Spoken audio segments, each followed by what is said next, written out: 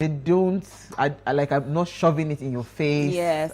Yes. When I see people like that, I respect them a lot. We call those people humble. Oh, yes. She is humble. So, yeah. She is humble. Thank you. Thank you. I hope she's watching, so she I will hope hear so.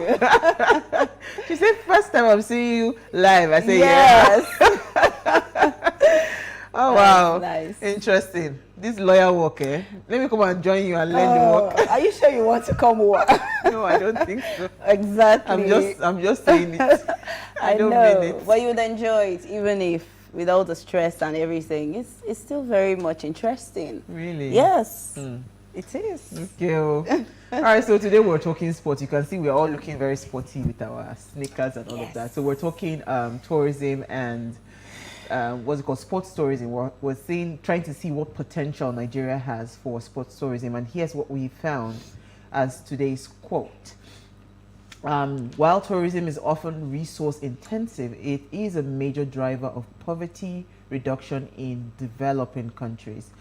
So as I mentioned earlier, we're talking sports, and as the number of sporting events continue to increase, so will the number of tourists visiting sporting destinations, thus fueling the growth of the sports tourism industry. Sports are being used to promote tourism in countries such as Russia, the United Kingdom, Germany, India, China, the US, Spain, and Canada.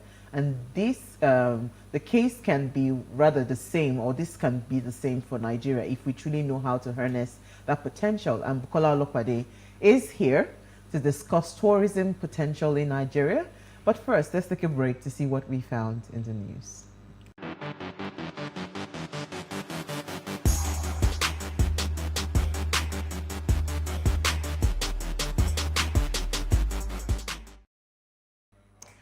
All right, science and gender equality are both vital for achievement of the internationally agreed development goals, including the 2030 Agenda for Sustainable Development. Over the past decades, the global community has made a lot of effort in inspiring and engaging women and girls in science. Yet women and girls continue to be excluded from participating fully in science. In order to achieve full and equal access and participation in science for women and girls, and further achieve gender equality and the empowerment of women and girls, the United Nations General Assembly declared 11th of February as the International Day of Women and Girls in Science. In 2015, this was when it was declared. Interesting. You know, I found something very interesting online, you know, concerning this science, tech, and all of that. And it's for like women that have raised funds as startup businesses in Nigeria. So I just looked through the list, and interestingly, I think we've had what's her name, Salfa. Okay. Yeah, Sandra. You know, we had the CEO of Salfa. She came on Waze. She had raised $1 million. Oh, really? Yeah, Von John Tech. You know, a lot of them. You know, and some of them are not in tech, but they are using tech to drive their businesses. You know, so this is very, very key. Just imagine if we have more people, more girls and women being encouraged in the tech space. It's going to go a long, long way. I agree. You know, you are a lawyer. Are you guys, if you are not inside this tech matter? We are very much inside. Oh, really? Yes, we are. We actually represent very big tech companies. We have a lot of things that we're, you know, driving on tech platforms. So yeah, we're very much into tech. No, I'm saying that I'm saying that like litigations and all of that. Are they possibilities of us having possibilities? Yes.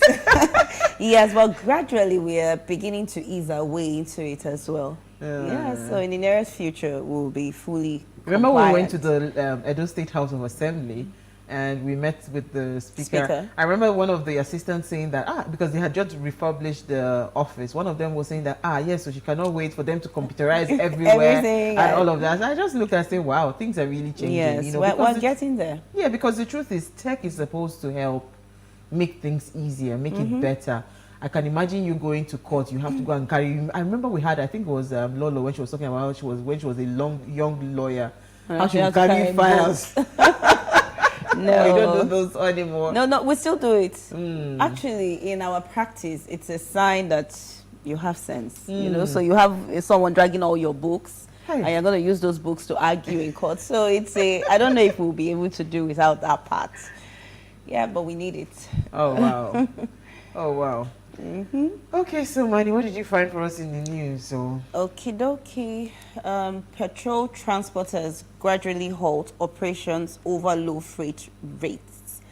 So the transporters of petrol on Thursday said the nationwide scarcity of PMS was partly due to the gradual halt in the operations of truck owners. So according to them, many PMS transporters have stopped transporting the commodity, while more will soon pack their trucks if the government remains adamant in refusing to increase the freight rates for transportation of petrol.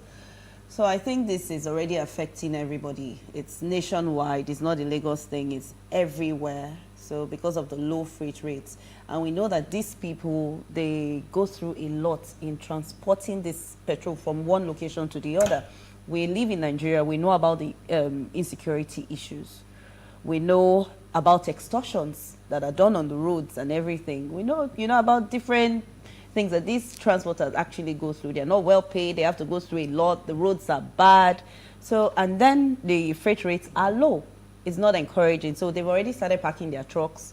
And very soon, I think it's going to get worse if the government refuse to step in at this point in time. let me just say, I hope the Zoom network is very strong because we can work from home at this rate. Because Well, I think at this rate, everyone can work from home. Yeah. If we worked from home last year, last 2 years, then what's this? We'll work from home, but I think that the government should step in because we're not just looking at lack of petrol. We're looking at the livelihood of these people, the drivers, the truck drivers, the investors. So the government must step in and do something so that things change very quickly. Okay, so my own story, thank God you are here. Okay. But my story I've refused to open. Oh, wow. It's something around the president asking for, saying that the Let me see if I can get yes, it I'm trying for to you. I'm trying to pull it out. So today is today. They say we should go, what's it called, digital. Oh, finally it opened. Oh, wait, okay, awesome. So Buhari gives orders for both local government and judiciary autonomy, but the judiciary disagrees to it. I don't know why. So according to the report by Channels Television, the Supreme Court has declared as unlawful and unconstitutional Executive Order 10 on the funding of state judiciary and legislature. In a split decision today, a majority of... Oh, wow, sorry, 1 minute. It's gone again. It's gone again. Gone with the wind. It's gone with the wind, but, Oh, but wow. bottom line is... See, you can read it on the screen. It's on the screen. well, it's not complete there, so Oh, let me just okay. find it again. But bottom line, just be thinking it, right? So, sorry, in a split decision on Friday, the majority of the court's 7-member panel agreed that the president exceeded his constitutional powers, right, issuing this decree, this order. So I don't know. We don't know if it's because. But what do you think, though? Well, let me try to see if I can open it in another device. But Okay. do you think it's? I was thinking this is supposed to be good news now. It's supposed to Autonomy. be Is that not what we've good been begging news. for? Yes, that's what we've been autonomy begging and for. all of that from. Yeah, the court has a point here, though, because even if it seeks this autonomy, due process must be followed. I agree with it, but the process was unconstitutional. So what it does, it makes it void ab initio. So they have to follow due process. If not, then we would be an accomplice to illegality here. So we have to be very careful. So yeah, it's a good move. You can't put the cart before the horse, So have you found what you're looking for? I was trying to find it. They are telling me to download one app. It's okay. We open the app later. Discussed it. But I think we have like Yeah. 2 minutes more. Local government autonomy is actually a good thing, right? If we start to have, funding that goes straight to the local government. Yes. But how do we then hold them accountable to That's ensure? you see, that's the problem. So the issue has always been Yes. so much from the side of accountability, not too much of the autonomy, right? If not, we'll be aiding corruption. Yeah, so we have to be very careful how these things are done. I think the right people have to be in the right places. So it's a good one. but do we have everything in place, you know, to be able to handle this, to be able to deal with this? So we have to be very, very careful here with this. It's what we're fighting for, but, you know, there's a but. Absolutely. Yeah. All right, on that note, we're hoping we can find our guest. But when we do, we'll be discussing sports stories. Stay with us. Yeah. We'll be right back.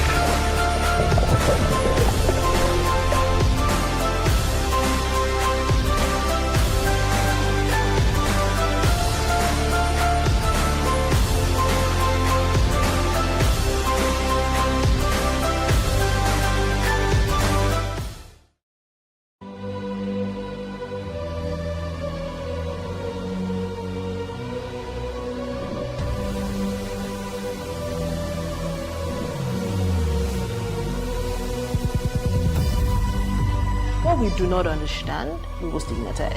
What you can see is the remaining of the tanker that exploded. He suffered equally confessed.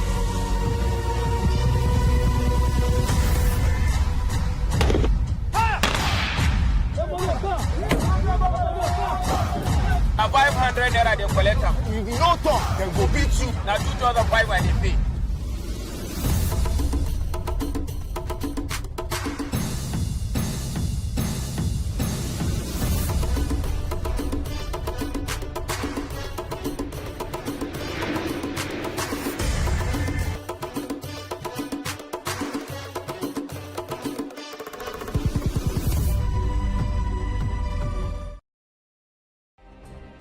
Nigeria's Niger Delta region, from where the black gold fuels Africa's largest economy, where the lines between wealth and poverty has never been thinner. Conflicts, poverty, insecurity, and environmental challenges daily confront the region. How can the Niger Delta story be changed for the better? Join Mamude Akuga at 9 p.m. every Friday evening on PlusTvAfrica as he probes deep in search of solutions. Inside the Niger Delta with Mamude Akuga, the authentic voice of Nigeria's oil-rich region.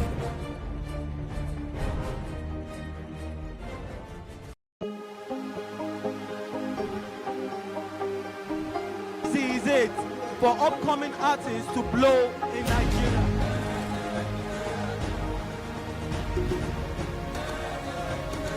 Welcome to Plus Trending. I am Booking November, your host, saying thank you for joining us on today's episode. Welcome back. It's tea time on PlusTvAfrica. Practice makes perfect. I'm not perfect yet, but I'm a lot better than I used to be. He's a king. He's entitled to marry 100 if he wants to.